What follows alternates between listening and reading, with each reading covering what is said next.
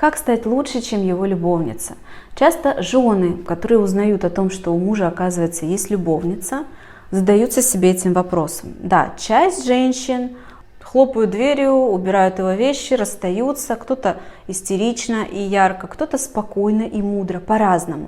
То есть часть женщин не хотят сравнивать себя с этой любовницей, не хотят ни под кого подстраиваться, просто убирают этого мужчину из жизни. Но очень большое количество женщин, узнав эту информацию, хотят найти способ, как же стать лучше, чем она, чтобы он перестал ходить туда, чтобы он остался со мной, чтобы нам никто не мешал, чтобы мы снова смогли быть счастливы, как когда-то.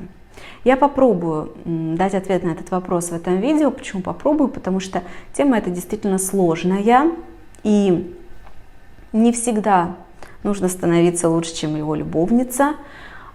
Это очень такой, знаете, как по тонкому льду ходить. Но я попробую это сделать. Оставайтесь в этом видео. Как стать лучше, чем его любовница? Давайте договоримся, что в этом видео мы не рассматриваем эту тему с точки зрения хорошо это или плохо, надо это или не надо. Моя позиция такова, что любой человек имеет право жить, как он хочет, и имеет право в этой жизни делать те ошибки, которые он хочет, те достижения, которые он хочет. Все это его заслуга и результат. И если женщина хочет стать лучше, чем его любовница, чтобы он перестал быть с любовницей и остался с ней, то это ее право. Моя задача дать рекомендации, показать, открыть более широкий кругозор в этой теме. Итак, что же может сделать жена, узнав, что у мужа есть любовница? Первое. Очень важно понять, что любовница дает мужчине чувство свободы. Он относительно свободен, относительно любовницы. С женой в браке, с детьми, с бытом всегда есть у всех чувство вот такой, знаете, подгруженности.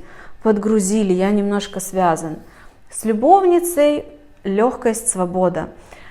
Хочу, приду, хочу, не приду, я же вроде бы не обязан. В итоге он, конечно, хочет. То есть вот это само чувство, что мы сейчас с тобой, потому что я этого хочу, а не потому что я обязан. Это дает такую эмоциональную легкость. Жена может попробовать тоже воссоздать эту эмоциональную легкость. Это не получится, возможно, в один день, потому что если за годы брака муж привык чувствовать себя подгруженным, здесь важно понять, что это лишь чувство. Оно может возникать без объективных на то причин. Оно может возникнуть даже в семье, где на самом деле этого мужа никто не подгружает. Он на самом деле очень свободен, он на самом деле приходит, когда хочет, он на самом деле хочет, проводит время с детьми, хочет, нет, по дому ничего не делает.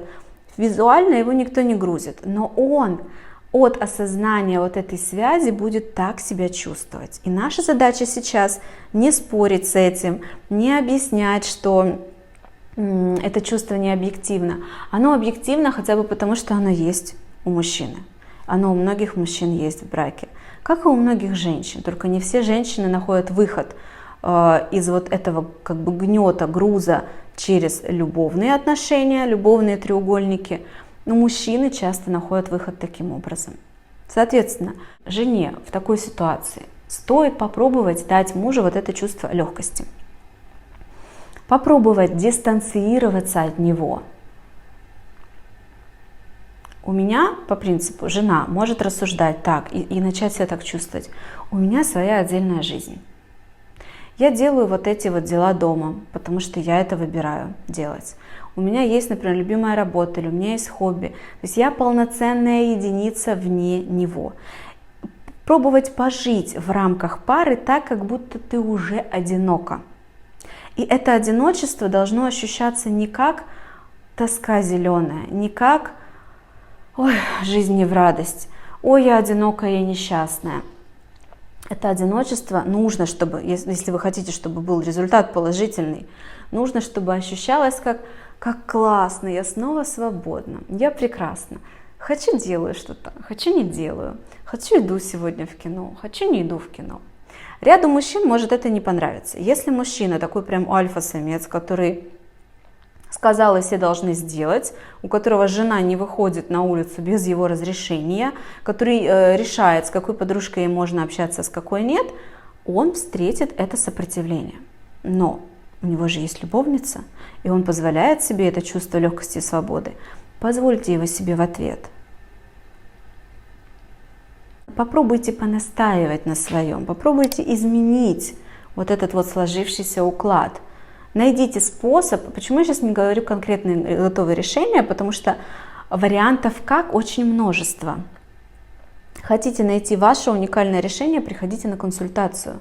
Чтобы вывести уникальное решение, нужно знать много нюансов. Какой конкретно мужчина, как его привыкли. Нужно раскопать, от чего у него чувство гнета и тяжести в ваших отношениях. Или какое-то другое чувство его толкает на поиск свободы и легкости там. Мужчина всегда, когда идет к любовнице, имея при этом жену, он всегда идет за вот этой свободой и легкостью. За чувством, что я хочу, могу прийти к ней, хочу, могу не прийти. Мне расстаться с ней легко.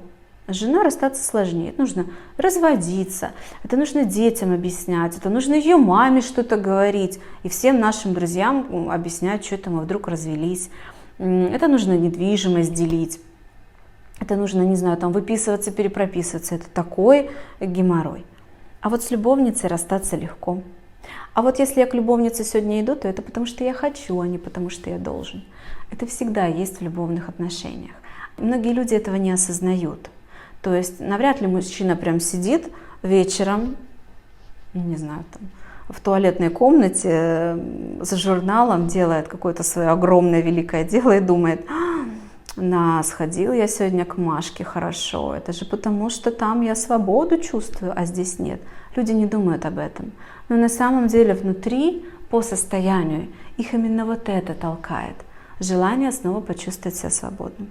Поэтому задача жены — найти способ, как сделать так, чтобы он начал чувствовать себя свободным от вас. И если вам это удастся, это может сделать каждая жена, просто нужно найти правильную свою комбинацию, свой коктейль индивидуальный составить. И если это получается, то мужчина начинает очень сильно нервничать, суетиться, как бы вернуть вас в то состояние. Потому что он привык годами, что вы его, а тут вдруг он ощущает вас как отдельную свободную единицу, все еще находящуюся в семье.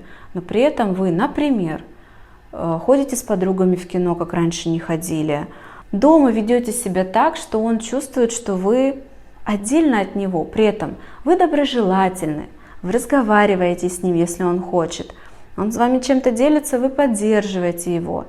И не пилите, не даете что-то свое в ответ. То есть вы отчасти удобная, к вам можно обратиться, и вы такая кайфовая, радостная женщина, которая дает ему эмоциональную связь, когда он ее запрашивает. Но сами не идете к нему за эмоциональной связью. Эмоционально вы как будто отдельная, полноценная сама по себе, у которой появляется вдруг отдельная личная жизнь. И вот тогда жена станет лучше, чем любовница. Почему лучше? Почему не такая же, например? Потому что здесь есть чувство легкости и свободы, и есть чувство стабильности. Ни один мужчина, который знает хорошо уже женщину, с которой он долго живет, не уйдет от нее просто так легко, потому что здесь есть очень ценный ингредиент. Старый друг лучше новых двух. Эту женщину я уже знаю. Я уже знаю, как с ней будет. Покажите ему, что может быть лучше, чем было. А вот с той не знаю. А вдруг мужчина, который уже шагнул в брак однажды, он уже знает, что женщина после того, как они начали жить вместе или расписались, очень сильно меняется. Что поначалу мы обычно барышни все одни, мы цветем, пахнем, наряды одеваем какие-то, соблазняем, флиртуем, а вот когда уже становимся домашними женами, когда быт, рутина, дети, готовка, стирка, мы все немножечко меняемся. Кто-то становится более неопрятный дома, то есть менее привлекательно, симпатичный, с тусклыми глазами. Кто-то, другие женщины, например, умеют за собой хорошо ухаживать в любой обстановке, в любой, в любом укладе жизни, но становятся более злыми, например, менее податливыми. То есть мужик, который уже один раз женился, уже знает, что женщина — это существо такое, которое после того, как колечко на нее оденешь, обычно меняется. И неизвестно, как она поменяется. Поэтому вот эту свою, с которой живу много лет, я уже хорошо знаю, она уже предсказуема. Я знаю худшее, что можно от нее ожидать. И если она покажет мне, мужчине, например, да, мужчина так может рассуждать, показывает мне, что с ней, оказывается, может быть так интересно спустя долгие годы отношений, она может стать какой-то недоступной немножко, какой-то отстраненный, какой-то интригующий, то он не захочет менять уже знакомого, близкого человека на незнакомого. Все, что я сейчас сказала, не является стопроцентной гарантией вашего результата.